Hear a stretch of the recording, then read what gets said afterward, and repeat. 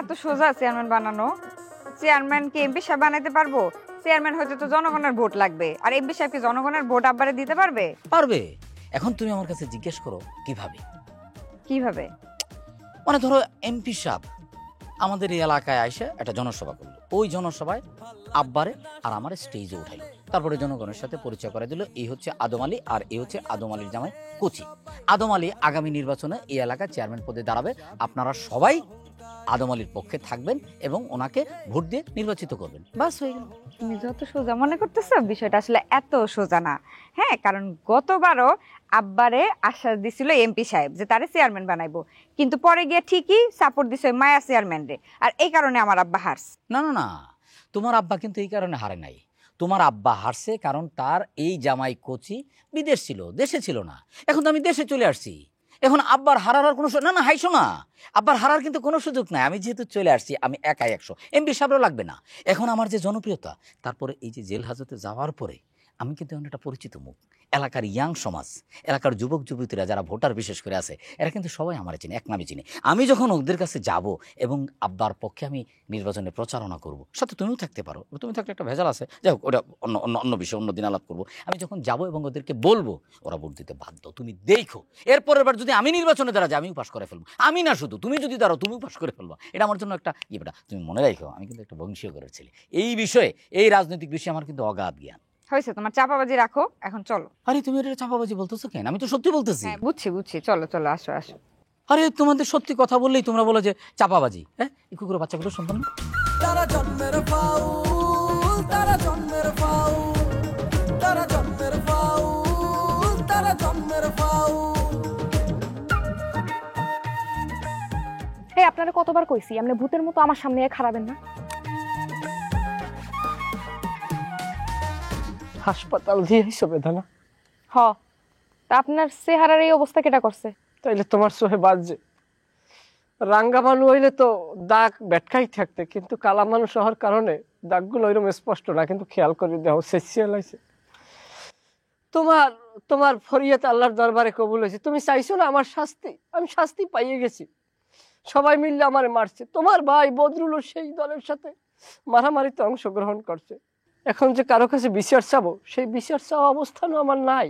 আপনি মার খাওয়ার কাজ করছেন, আপনারা মারবে না তাকে চুম্মা দেবে? চুমা দেওয়ারও কেউ নাই। আমি মার খেয়েছি, তুমি খুশি হয়েছো না? হ, আমি অনেক খুশি হয়েছি। আর আরো একটা খুশি হওয়ার কারণ আছে আমার।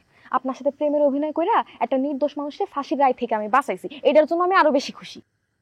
বেশ ভালো কথা, ভালো করছো।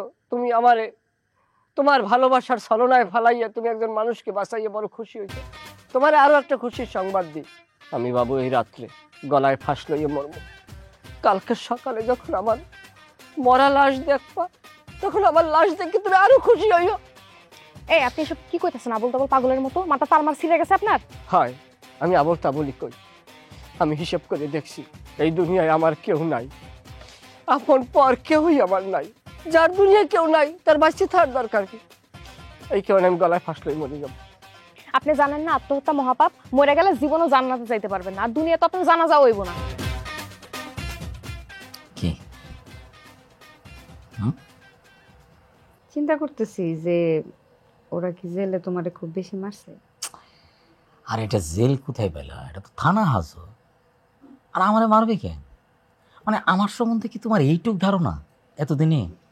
হ্যাঁ, আমি একটা বংশীয়গরের ছেলে, আমার গায়ে হাত তুলবে এরকম পুলিশ বাংলাদেশে নাই, একটাও নয়। তুমি বংশীয় ঘরের ছেলে, তাহলে ওরা তোমরা আলাদা জেলে না রাখা চোর ডাকাত বাটপারদের সাথে কেন রাখছে? এই যে আবার বোকার মতো কথা বলতেছে। আলাদা জেল কোথেকে? আলাদা রুমের কথা বলো। আলাদা রুমে রাখে না, এটা ঠিক আছে। শুরুতে আমারে ধরো ওই চোর ডাকাতের সাথেই রাখছে, কিন্তু যখন তারা জানতে পারলো আমি সৈয়দ বংশের ছেলে, সাথে সাথেই আমার জন্য আলাদা রুমের ব্যবস্থা করলো। ভিআইপি, পুরো ভিআইপি ট্রিটমেন্ট। চাপা মারো না। আরে বাবা, চাপা মারার কি আছে? ওরা তোমার বংশের কথা শুই না, ওরা তোমরা আলাদা রুম দিছে। মানে পুলিশটা কি তোমার তো গাধা মনে হয়? আরে গাধা মনে হবে কেন? শোন, যে পুলিশ ধরে নিয়ে গেছিল, এই পুলিশে শ্বশুরবাড়ি হচ্ছে আমাদের এলাকায়। তো সেই সম্পর্কে কি হয়, উনি আমার দুলাভাই আর আমি তার শালা। আর তাছাড়া ওই পুলিশের সাথে আমার একটা বন্ধুত্বপূর্ণ সম্পর্ক তো রয়ে গেছিল। আচ্ছা, তোমার নিজের বউর সাথে এরকম চাপা মারতে লজ্জা করে না? মানে আমার কোনো কথাই তুমি বিশ্বাস করো না, আমি চাপা মারবো কে? ঘটনা তো সত্যি।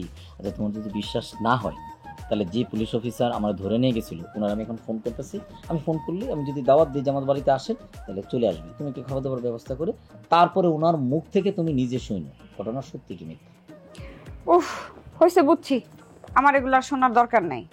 এখন আমি তোমার যেটা বলি তুমি সেইটা শোনো। তোমার সাথে আমার অনেক সিরিয়াস কথা আছে, আমি যে কথাগুলো এখন বলবো এগুলো একদম মন দিয়া শুনবা।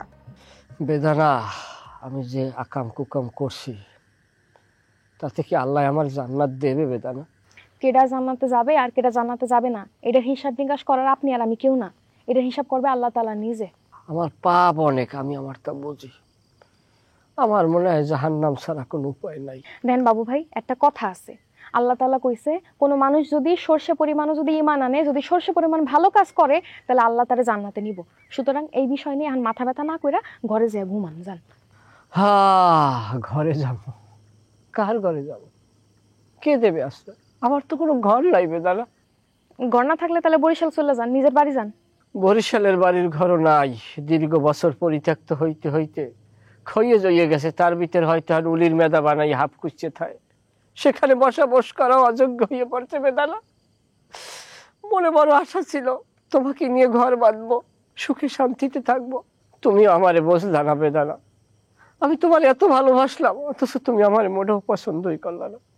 মরিয়েই যাম, বাঁচতে থাকতে ওইবি কি, কেন লোকে বাঁচতে থাকবো?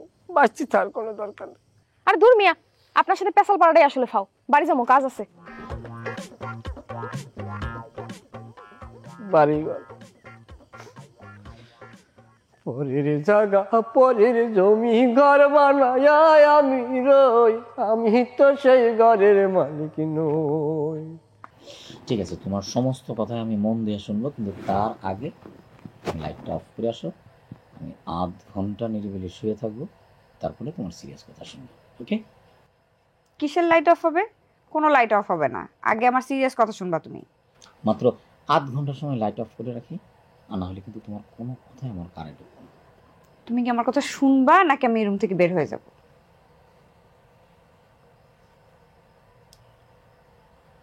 কথা বলতেছো না কেন? ঠিক আছে, বল। আমি একটা সিদ্ধান্ত নিছি যে এই বাড়িতে আমি আর থাকবো না। কই থাকো? কই থাকবো মানে? তোমার বাড়িতে থাকবো। এই বাড়িতে এই 2 দিন পর পর ঝামেলা আমার আর ভাল লাগে না। আর তাছাড়া কদিন পরে জামাল ভাই আইবো, জামাল ভাই এলে ভাবি আইবো, ভাবি এলে তার সাথে তার মাও আসতে পারে, তখন তো ঝামেলা আরো বাড়বো। আমি আর কোনো ঝামেলা চাই না, তার আগেই চলো আমরা দুজন এই বাড়ি থেকে চলে যাই।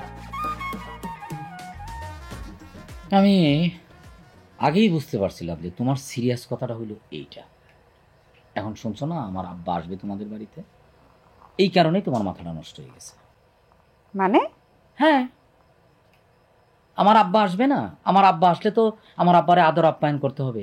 এই আমার আব্বারে তো তোমরা কোনোদিন দাওয়াত দেও নাই, এখন উনি নিজ থেকে আসতেছে, আর এর মধ্যেই তুমি এই চালাকি শুরু করছো।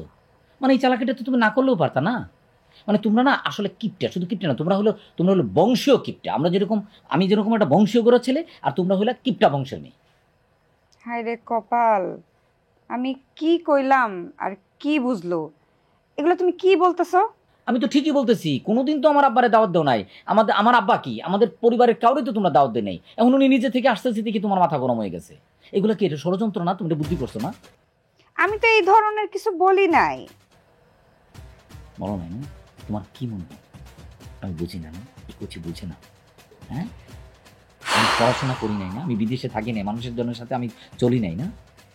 হ্যাঁ রে, চালাকি, সব মেয়ে মানুষের চালাকি আমি ঠিকই বুঝি।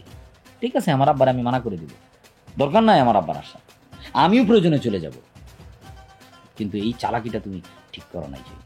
চুপ করো, তোমার এসব ফালতু কথা আমি আর নিতে পারতেছি না। তুমি তুমি আমার সাথে আর কোনো কথা বলবা না।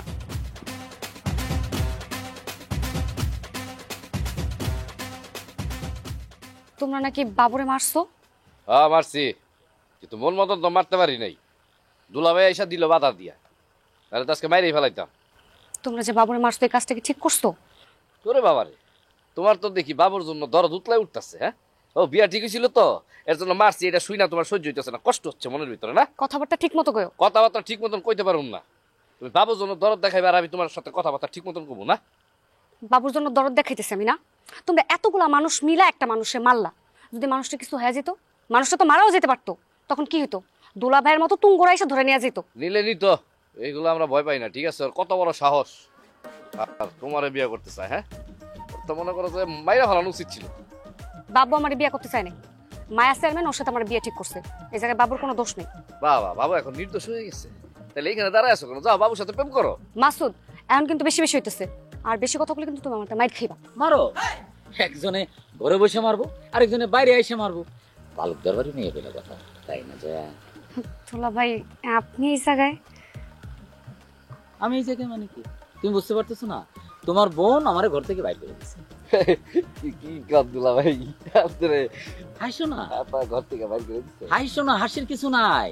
তুমি তো এখনো বিয়ে শাদী করো নাই, সংসার করো নাই। সংসার করলে বুঝতে পারতা যে মেয়ে মানুষ কি জিনিস। তুমিও কি আমার ঘরটার থেকে বাইর করে দিবা নাকি? অবশ্যই দিমু, দুলা ভাই কিছু করছে দেখে আপা বাইর করে দিছে, এমনি এমনি তো আর বাইর করে দেন। না না না, আমি কিছু করি নাই মাসুদ। বোনের কাছে আমার কিছু করা লাগে না, সে নিজে নিজেই রাগ করে আমার বের করে দিচ্ছে। ঠিক আছে, তাহলে আমি কিন্তু এখন বুবুর যাই জিগাম। এখনই যাও, গিয়ে তোমার বুবুরে জিজ্ঞেস করো। তো তখন আমার মাসুদের সাথে কিছু কথা আছে, এই কথা বলি। যাও যাও যাও ঠিক আছে দুলা ভাই। যাও। শোনা ভাই, দুলা ভাই, এটা আপনি কি করলেন? হ্যাঁ, আমি জবার সাথে একটু কথা বলতেছিলাম, আপনি পাঠাই দিলেন কেন? আরে মেয়ে পাঠা দিছি মানে? জবার সাথে তো তুমি সারা জীবনই কথা বলতে পারবা, সেই ব্যবস্থাই তো আমি করতেছি। তোমার সাথে এখন আমার জরুরি কথা আছে, ঠিক আছে? কি কথা কোন? বসে বলি, বেলা থেকে কথা বলবো নাকি? চলো। ও বেদানা, বেদানা, তোমার বাবু আর জীবনে তোমার ডিস্টার্ব করবে না। এই পৃথিবীতে আমার কেউ বাঁচতে দিলি না, তোরা এত ছলনা করলি। কালকের থেকে বাবু নামের আর কেউ পৃথিবীর জমিনে থাকবে না। বিদায় পৃথিবী, বিদায়। এই পৃথিবীতে সব খারাপ মানুষের স্থান, ভালো মানুষের কোনো স্থান নাই। আই বাবু, আই আই, কি করতেছিস? এই ছাড়া, মরে যাবো, আমার ছাড়া, আমার ছাড়া। বাবু, আমি বাঁচতে চাই না, এই পৃথিবীতে আমার বাঁচার কোনো অধিকার নাই। আমি অপরাধ করছি।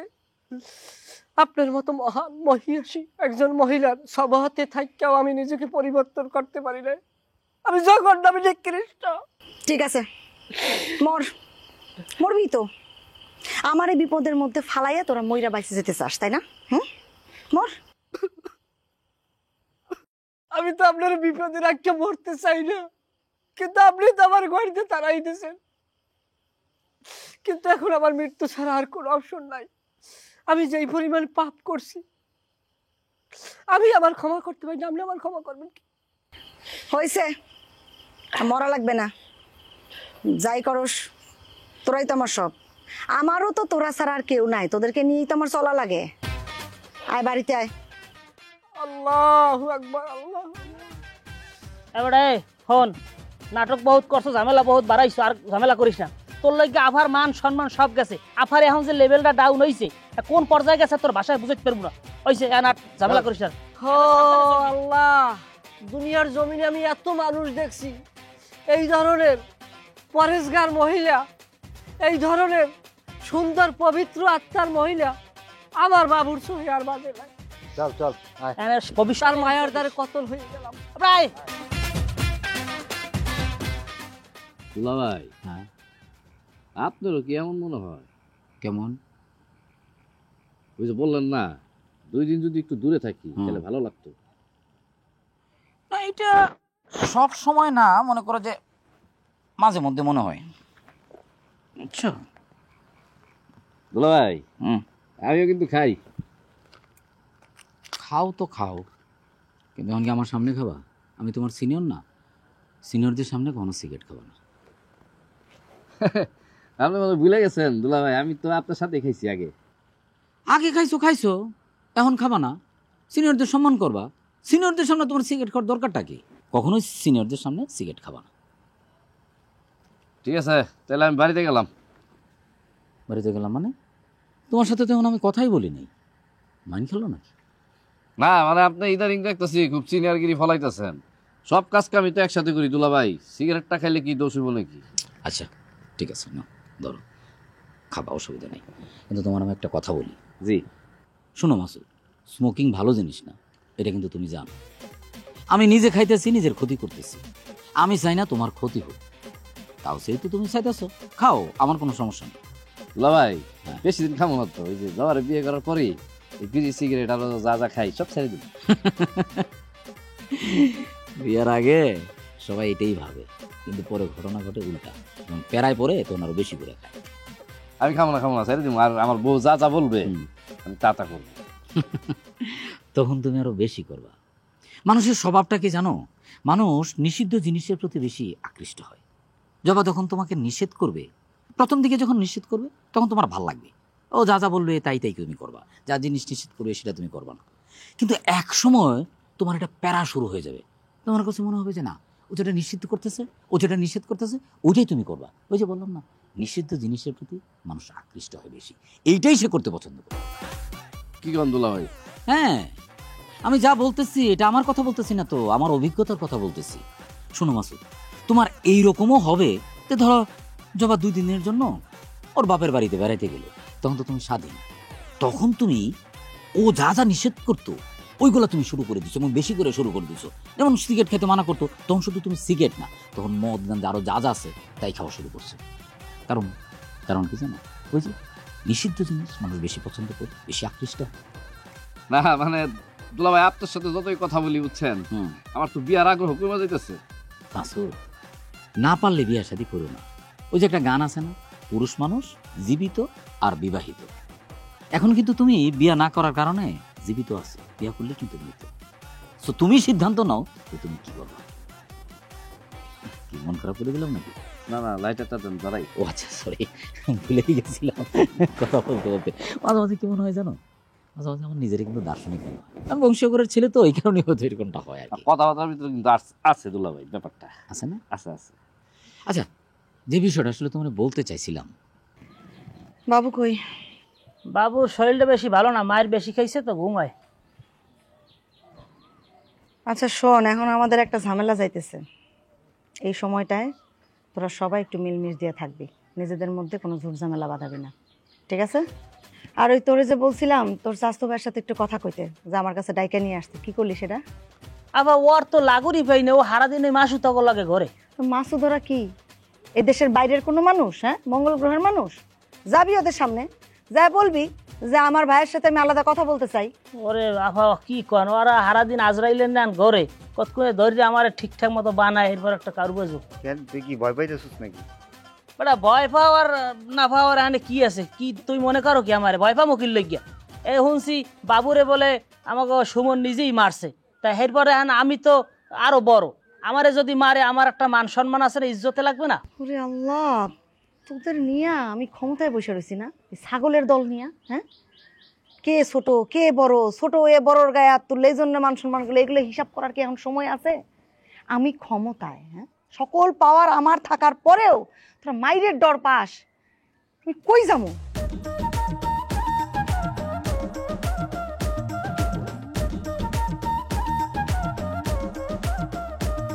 ভাল লাগে না সুখ এখানে, ভাল লাগে না শান্তি, জট পাকাইয়া চলে সবাই, হয় না তবু ক্লান্তি। হিংসা বিদ্বেষ অহংকারী, হিংসা বিদ্বেষ অহংকারী কথাই বাজাই কাউ। তারা জন্মের ফাউল, তারা জন্মের ফাউল, তারা জন্মের ফাউল, তারা জন্মের ফাউল।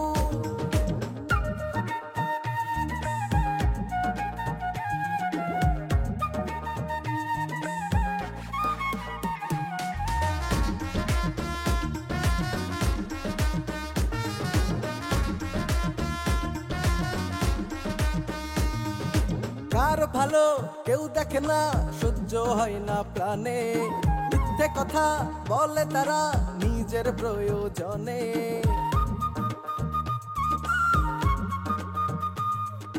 কার ভালো কেউ দেখে না, সহ্য হয় না প্রাণে, মিথ্যে কথা।